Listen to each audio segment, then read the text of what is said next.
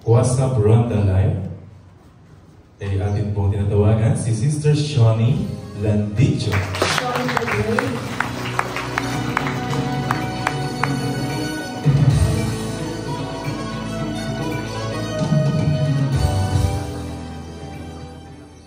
Isang uling magandang umaga sa inyo lahat. Nung ako may mention ang aking i-greet dahil nasabi na ni Tita Sally kanina, no? Mga bata, God is good? All the time? God is good. Very good, no? Ang sabi na, this is the time that the Lord has made. Let us rejoice and be glad in it. Kasi, magsaya tayo at magdiwang sapagkat kayong mga bata ngayon ay magpapamalas ng inyong talino. Kaya galingan nyo ha, tinan nyo sila o manonood sa inyo. Walang matatakot kahit hindi nila alam yung inyong tubig. Okay. Si Father Juan Salarin. Kami po ay nagtagpo ni Father sa isang taklian. At doon po ay nagka-istoryahan kami. At nagkatanungan ng tungkol kung saan napapuntang istorya.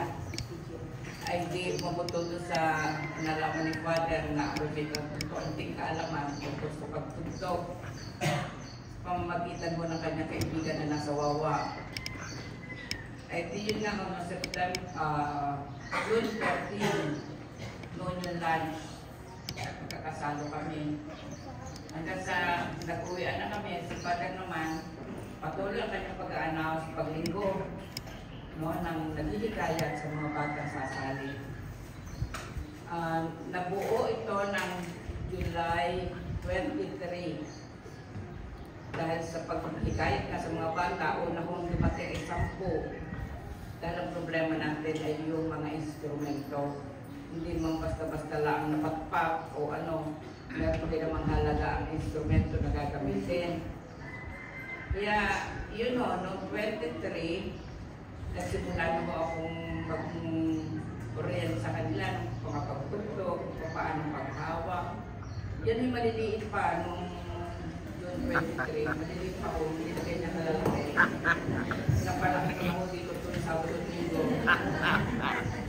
Tapos ayun, ako naman hihingi mo kung Father na kaya ko kong tumugtog yan sa Queenship of Mary sa August 22. Imagine, July 23, August 22 daw, tutugtog ang mga bata. Kaya sabi ko ba, Father, ako mapasabi ko, hindi, kaya-kaya nyo yan. So nagbuo na ang aming pag-practice. Hanggang sa nakatugtog ko sila ng Marian songs, the Queenship of Mary na 4 na tugtog. Pero hindi pa ko sila ganito karami. Siguro ng mga 11 lamang sila. Hanggang sa sunod-sunod na ho na may mga sumali. Kaya na lang mga problema, hindi makasali ang iba kasi wala ng instrumento. Pero meron din naman presyo yan, 1,000 ang isa. Kaya mahirap-hirap pong sagutan. Doon ulang talaga sa may hiling at sa may gustong magulang ang sumasali. Ngayon, si Father mo nagsabi rin na i-prepare natin ang ating mga bata para sa mga dadating na ganito para sa Pasko. Hanggang sa napagkakuuhan mo ng grupo na tumugtog o manapatan sa pamamagitan ng pagtugtog sa kaluluwa, pangangaluluwa. Ito nagawa din buyo. Hanggang isang tumugtog din sila sa simbahan. So ang lagtong yan, si Father Asalarin, sinabi ko na sa inyo. Dahil hindi ko yan mabubuo o hindi ko ako'y pinulit ng pari. Dahil noong September, July 28, noon nag-confirm si Father na pinulit natin yan. Sige Father, pinulit natin. Ayun o, so nakuha na ito mga grupo ng mga bata. Nasa dumami ng huto ng dating siyam.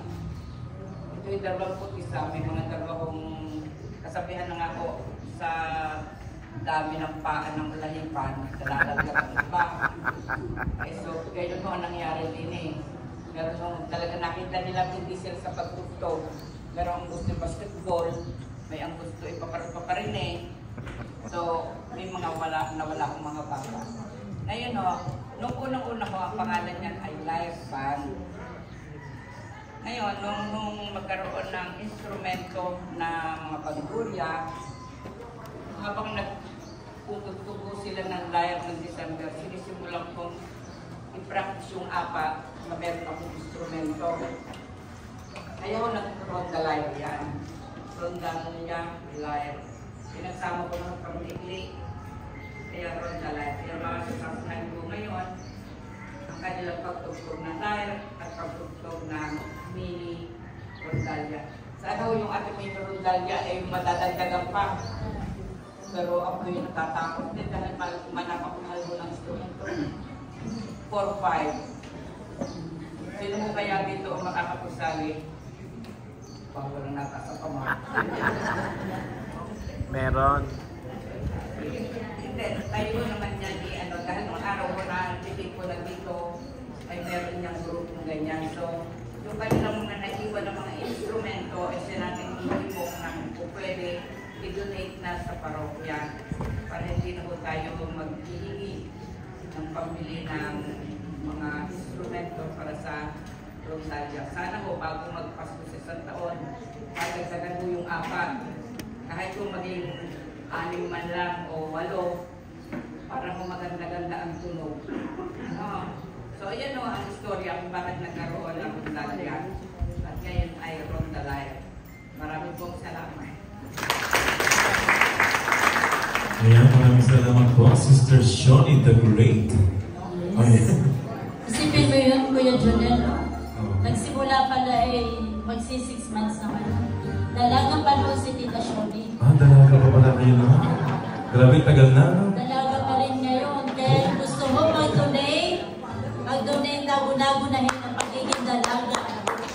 Sister Shoni.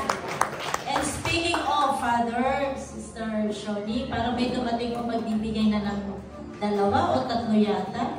Andiyan po si Consihal Cherry. Pakitayo po, Consihal. Yes. Welcome po sa ating Ronda Lyre Center.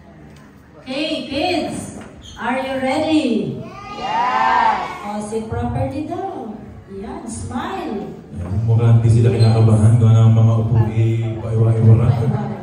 Walang kakaba-kabahan. Kailangan ayos na upuan. Okay, at